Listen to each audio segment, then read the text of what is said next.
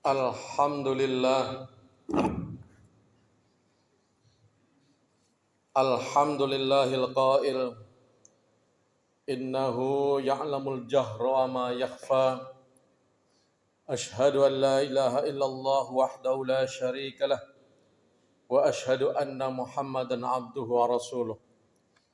Allahumma shalli wa sallim ala asyrafil anbiya'i wal mursalin Sayyidina Muhammadin wa ala alihi wa sahbihi ajma'in, amma ba'd.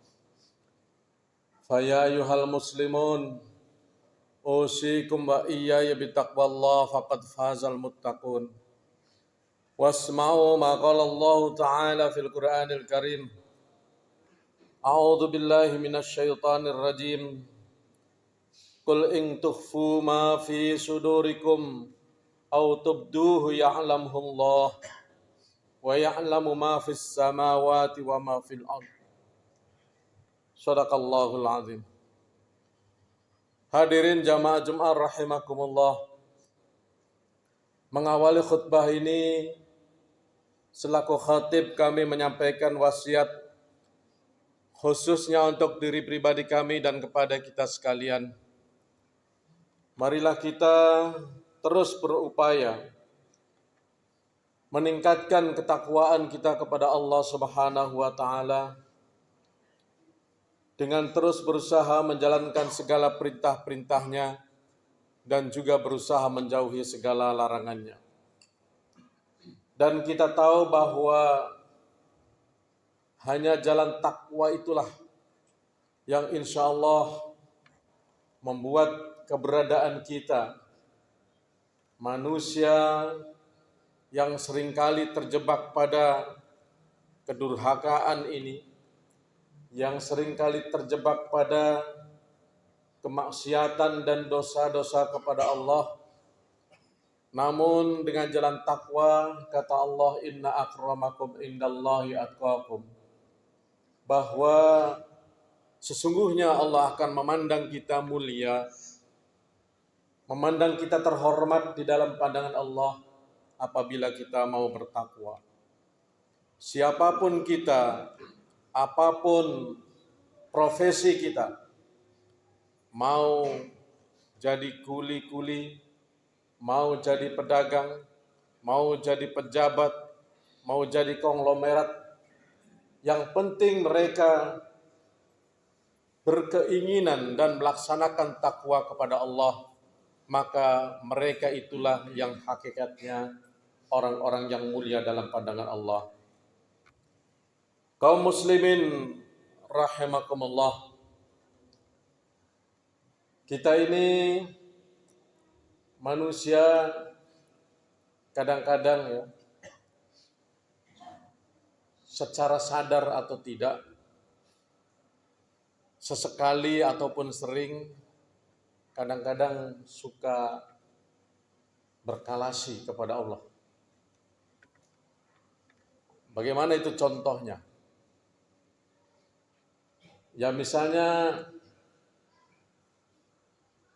ketika kepada Allah, kalaupun memang orang yang menjalankan sholat itu kan sesuai kemampuan. Kalau tidak bisa berdiri ya duduk, tidak bisa duduk ya sambil baring. Nah, kadang-kadang ada yang merasa, wah kalau berdiri lama-lama ini saya tidak mampu, akhirnya sholatnya sambil duduk saja. Sholatnya duduk. Tapi pada hari yang sama atau 1-2 hari, yang pada saat itu dia sholatnya masih duduk, tiba-tiba ada pembagian sembako misalnya. Ikut antri dan kuat berdiri. Nah ini seakan-akan kalau kepada Allah berkalahi, ya bohongi Allah. Tetapi ketika urusan dunia untuk kepentingan dunia, yang padahal kepentingan dunia itu hanya sesaat, hanya sementara. Apalagi kalau ukuran kepentingannya itu adalah sembako, yang hanya mau kita makan, mau diolah di dalam perut kita yang kemudian keluar menjadi kotoran. Loh kok bisa mulia? bisa antri sampai berjam-jam bisa. Tetapi untuk sholat yang hanya beberapa menit, beralasan tidak kuat berdiri, duduk saja. Ini baru salah satu contoh. Insya Allah mudah-mudahan tidak ada yang seperti itu di dalam masjid ini. Hadirin jamaah rahimakumullah. Kita tahu bahwa di dalam Islam ada pelajaran yang pertama dan utama yang merupakan pelajaran pokok yang harus kita yakini, yakni pelajaran tauhid. Ya, ada pelajaran tauhid itu banyak cabang-cabangnya. Di antaranya misalnya adalah tauhidul asma wa sifat. Tauhid yang menganjurkan kita, mengajarkan kita untuk meyakini, mempercayai Allah terhadap nama-nama dan sifat-sifat Allah. Cukup banyak nama-nama Allah yang termasuk juga merupakan sifatnya. Misalnya yang kita kenal dengan Asmaul Husna, sekitar 99 nama Allah. Dan salah satunya bahwa Allah itu adalah Maha melihat, Maha mengetahui, seperti beberapa ayat yang saya sampaikan di awal tadi. Di dalam surat Ali Imran ayat 29, kata Allah, "Qul in tukhfu ma fi sudurikum aw tubduhu ya'lamullah." Katakanlah wahai Muhammad bahwa Allah itu melihat apa-apa yang ada di dalam hati kamu, di dalam dada kamu, dan begitu juga apa-apa yang zahir dari perbuatan-perbuatan kamu, ya'lamullah, Allah semuanya tahu. Wa ya'lamu ma fis samawati wa ma fil ard. Bahkan Allah mengetahui semua apa yang ada di langit dan di bumi. Begitu luasnya langit, begitu luasnya bumi, Allah semuanya tahu dengan kejadian-kejadian yang ada di dalamnya. Bahkan tidak satu helai daun pun yang jatuh tanpa diketahui oleh Allah Subhanahu wa taala. Ya'lamu ma fis sudur, Dia juga tahu dengan apa yang kita lakukan. Misalnya kebohongan-kebohongan kita terhadapnya. Ya seperti kasus tadi. Itu Allah tahu ini sebenarnya kalasi. Hadirin kaum muslimin rahimakumullah.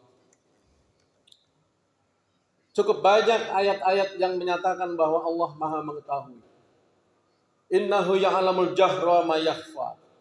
Begitu juga di dalam surat Al-A'la atau yang diawali dengan sabbih isma rabbikal a'la alladzi khalaq dan seterusnya. Itu di akhir-akhir ayat ada kalimat seperti itu. Bahwa sesungguhnya Allah itu mengetahui apa yang jahar, yang zahir, dan apa yang tersembunyi. Semuanya ditahu oleh Allah Subhanahu wa taala.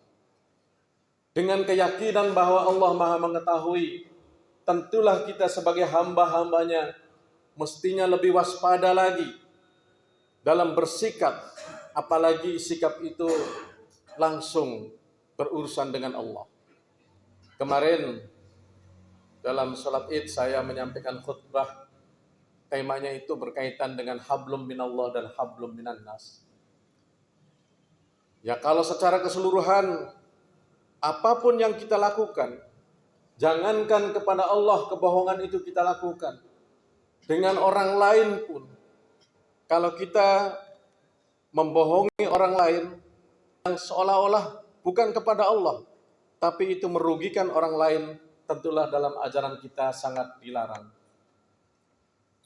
Kaum muslimin rahimakumullah, kita juga diajarkan bahwa sebagai seorang muslim yang terus berusaha untuk meningkatkan kualitas diri kita, ketakwaan kita kepada Allah adalah bagaimana kita bisa bersikap ihsan. Ihsan itu secara letterlek, secara bahasa, itu kan artinya berbuat baik dengan yang sebenar-benarnya baik. Jadi berbuat baik bukan dengan berpura-pura, tetapi benar-benar baik, ihsan itu. Dan itu kata Rasul, al-ihsanu an ta'budallaha ka'annaka tarahu fa illam takun tarahu fa innahu yara. Bahwa kalau kita ingin berbuat baik yang sesungguhnya adalah dalam setiap berbuat kita seolah-olah melihat Allah. Jadi apapun yang kita lakukan, ini kita seolah-olah melihat Allah. Kita melakukan kebaikan, kita melakukan keburukan, sepertinya ada Allah di situ, sehingga kita terjaga sikap kita. Kita tidak berani melakukan keburukan yang dilarang oleh Allah Subhanahu wa taala. Dan kita akan berusaha melakukan kebaikan-kebaikan yang diridhoinya saja. Fa illam takun tarahu fa innahu yara. Meskipun sesungguhnya kita tidak melihat Allah, tetapi kita harus yakin bahwa Allah pastilah melihat kita. Nah, ini bayangkan kalau tauhid terhadap salah satu asma Allah yang bernama Basir ini, yang maha melihat ini, semuanya diyakini, semuanya diamalkan oleh orang Islam, saya yakin tidak akan ada kejahatan-kejahatan. Saya yakin tidak akan ada orang berani korupsi, karena meskipun dia diam-diam, tanpa diketahui anak buahnya, tanpa diketahui rakyat, tetapi ia yakin Allah melihat dirinya di dalam ruangannya. Saya yakin tidak ada orang yang membohongi orang lain, menzolimi orang lain, memfitnah orang lain, karena semua perilaku kita dilihat oleh Allah Subhanahu wa taala. Hadirin jamaah Jumat rahimakumullah. Itulah sebabnya pada kesempatan kali ini mari kita bersama-sama memperdalam keyakinan kita terhadap salah satu asma Allah atau sifat Allah Al-Basir ini, maha melihat ini, dan kita tanamkan, kita hujamkan di dalam hati kita lebih dalam lagi bahwa Allah melihat kita. Jangan kita macam-macam, jangan kita sembarangan, jangan kita berbuat seenaknya. Inilah mudah-mudahan meskipun satu pelajaran, kalau kita amalkan insya Allah kita akan terselamatkan baik dari kerusakan-kerusakan di dunia, lebih-lebih lagi siksa dan azab neraka kelak. Naudzubillah, naudzubillah.